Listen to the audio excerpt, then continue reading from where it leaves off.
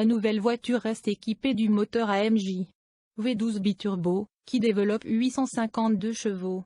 Il sera proposé avec une boîte de vitesses manuelle, que nous espérons que les 99 acheteurs choisiront. Pagani est le constructeur de supercars modernes qui brouille la frontière entre l'automobile et l'art plus que tout autre. Cela reste vrai avec le nouveau modèle de la société italienne, l'Utopia, que vous voyez ici pour la première fois. C'est une voiture qui aurait l'air aussi naturelle assise sur un socle que dans un garage. Alors que de nombreux thèmes de conception sont familiers de la précédente Huayra, Pagani promet que la structure de l'Utopia est entièrement nouvelle. Elle a été construite autour de 3 objectifs fixés par le fondateur de l'entreprise Horacio Pagani lui-même: simplicité, légèreté et plaisir de conduite. La première de ces qualités est la raison pour laquelle l'Utopia ne suit pas la ruée des autres constructeurs d'hypercars pour proposer un groupe motopropulseur hybride. Au lieu de cela, cette voiture continuera d'être propulsée comme l'était la Huayra, par un V12 de 6,0 litres à double turbocompresseur développé par AMG qui produit des pics de 852 chevaux et 811 livres-pieds de coupe et envoie toute cette fureur aux roues arrière. Structure carbo-titane. La légèreté est assurée par la relative simplicité du groupe motopropulseur mais aussi par une structure centrale qui n'utilise pas uniquement de la fibre de carbone. Au lieu de cela, il est fabriqué avec du carbo-titanium, qui, à ce qu'il paraît, est un mélange de composite et de métal à haute résistance breveté par Pagani. La combinaison d'une structure centrale carbo-titanium, d'une carrosserie légère en carbone et de sous-cadre en alliage de chrome signifie que l'Utopia aurait un poids à sec de seulement 2822 livres.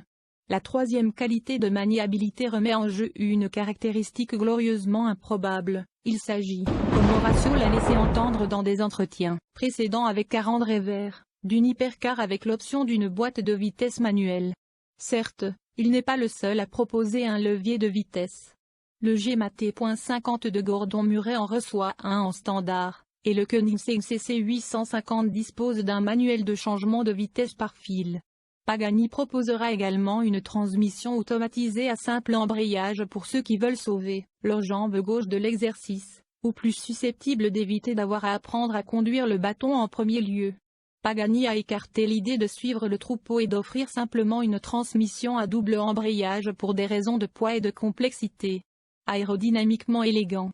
Nous n'avons pas encore revendiqué de chiffres de performance, bien que la simplicité convaincante de son rapport puissance-poids signifie que nous pouvons prédire en toute sécurité que l'Utopia sera incroyablement rapide.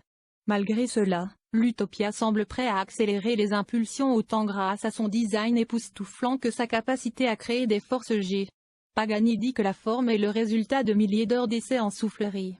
Les surfaces résistantes réduisent la traînée et ajoutent de la force d'appui sans avoir besoin de quelque chose aussi vulgaire que l'aile surélevée d'un coureur poussé dans le flux d'air. Comme dans le Huayra, il y a 2 éléments actifs opérant dans des canaux. Ils sont divisés par le quadruple échappement de la marque, mais font également partie d'un élément ovale vu de l'arrière.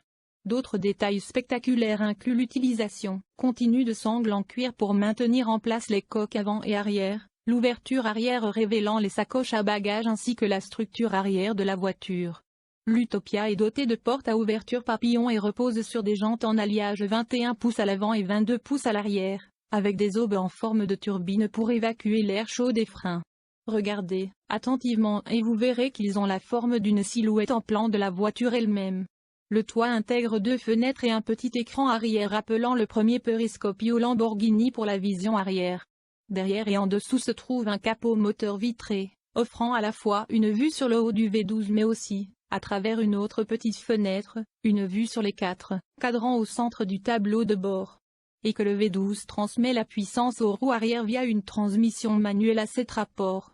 Pagani a appris que plus des 2 tiers de ses clients préfèrent les vrais manuels, donc pour la simplicité et le plaisir de conduite susmentionnée, cet hypercar à 3 pédales.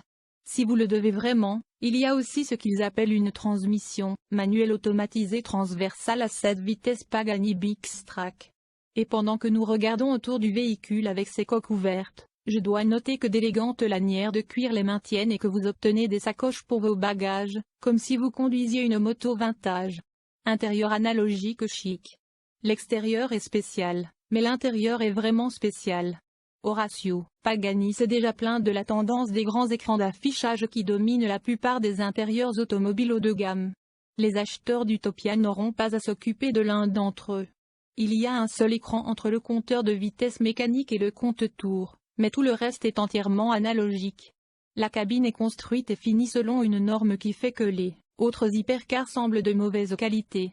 Le volant est fraisé à partir d'un seul bloc d'aluminium, tout comme les pédales individuelles, et le levier de vitesse exposé pour la transmission manuelle à 7 rapports est un chef-d'œuvre de conception à part entière. Ce serait un crime de choisir la Robobox et de commander cette voiture sans elle. Alors que la Pagani Zonda a été nommée d'après un vent et la Pagani Huayra d'après un dieu du vent, le titre d'Utopia trouve ses origines dans la pensée intellectuelle médiévale. Pour le philosophe Thomas More en 1516, l'utopie était un lieu qui n'existait pas, entonne le communiqué officiel, et depuis lors, le nom a été donné au lieu idéalisé dont nous rêvons. Quelque chose qui semble entièrement justifié par la réalité finie. Seuls 99 coupés Utopia seront produits, et ceux-ci seront construits à un rythme d'un seul par semaine à l'usine Pagani de San Cesario sul Panaro à Modène, en Italie, les premières livraisons commençant au milieu de l'année prochaine pour les voitures équipées du système automatisé. Boîte de vitesse manuelle. Le manuel suivra plus tard.